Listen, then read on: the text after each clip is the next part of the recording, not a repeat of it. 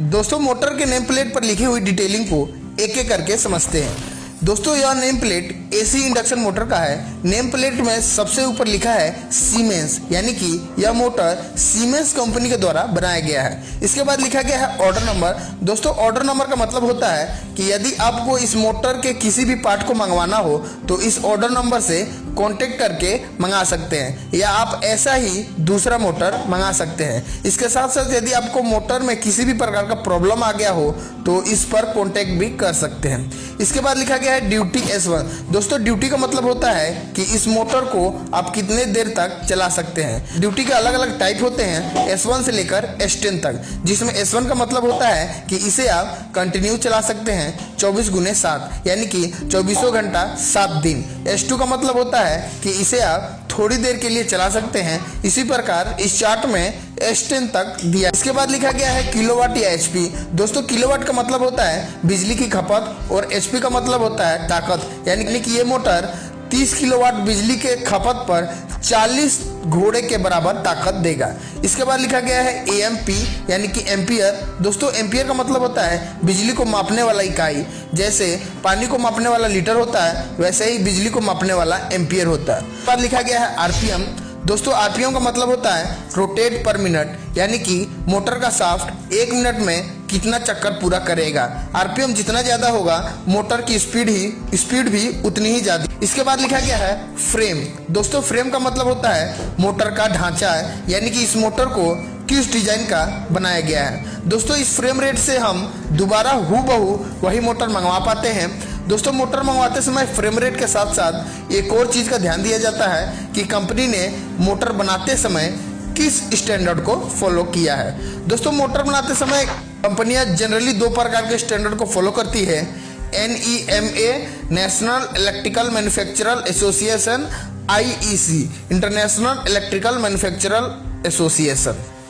इसके बाद लिखा गया है क्लास इंसुलेशन। दोस्तों क्लास इंसुलेशन का मतलब होता है कि मोटर में जो वाइंडिंग की गई है उस वाइंडिंग के प्रोटेक्शन के लिए जो इंसुलेशन का यूज किया गया है वह कितने टेम्परेचर तक झेल सकती है।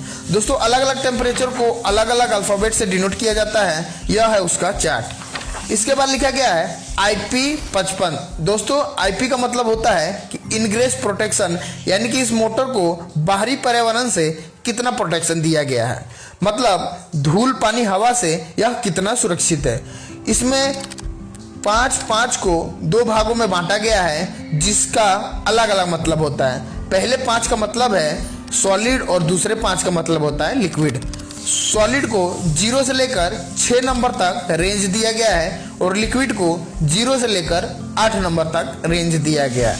यदि किसी मोटर का IP रेटिंग 68 हो तो वह मोटर 100% सॉलिड से सुरक्षित है और 100% लिक्विड से सुरक्षित है, क्योंकि 68 सॉलिड और लिक्विड का मैक्सिमम रेंज है। इसके बाद लिखा गया है वोल्ट 415 ट्रायंगल। दोस्तों इस ट्रायंगल का मतलब है कि इस मोटर को 415 वोल्टेज की डेल्टा सप्लाई ही देनी है। इसके बाद लिखा गया है ENCL ODP।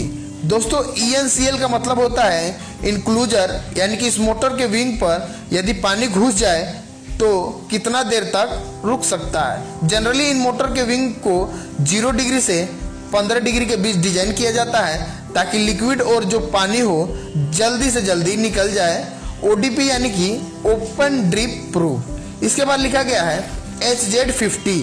दोस्तों HZ का मतलब होता है फ्रीक्वेंसी। जैसा कि हम जानते हैं एसी करंट सांप के जैसा टेढ़ा चलता है, इसी टेढ़ेपन यानी कि ऊपर नीचे को फ्रीक्वेंसी कहते हैं। और इसमें जो 50 लिखा हुआ है इसका मतलब है कि करंट 1 सेकेंड में 50 बार ऊपर नीचे हो रहा है। इसके बाद लिखा गया है EFF 86%। दोस्तों EFF का मतलब होता है इफिशियंसी, यानी कि पावर लॉस।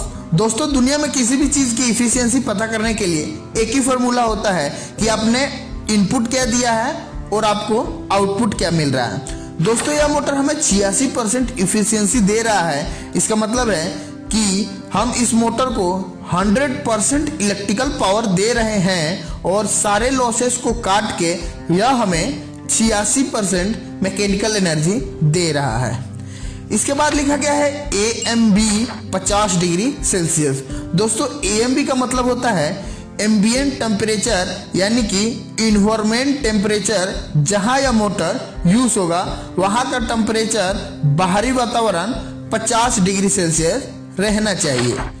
इसके बाद लिखा गया है कूलिंग IC 611। दोस्तों कूलिंग IC 611 का मतलब होता है कि इस मोटर को कूलिंग रखने के लिए कौन से तरीके को काम में लिया गया है। इसके बाद लिखा गया है PH3। दोस्तों PH3 का मतलब होता है कि इस मोटर में 3 फेज की सप्लाई है। इसके बाद लिखा गया है KVA कोड G। दोस्तों KVA कोड का मतलब होता है कि मोटर स्टार्ट होते समय वह कितना पावर कंज्यूम करेगा। यह जानकारी हमें KVA कोड के द्वारा ही मालूम पड़ता है। KVA कोड के सामने लिखा है G।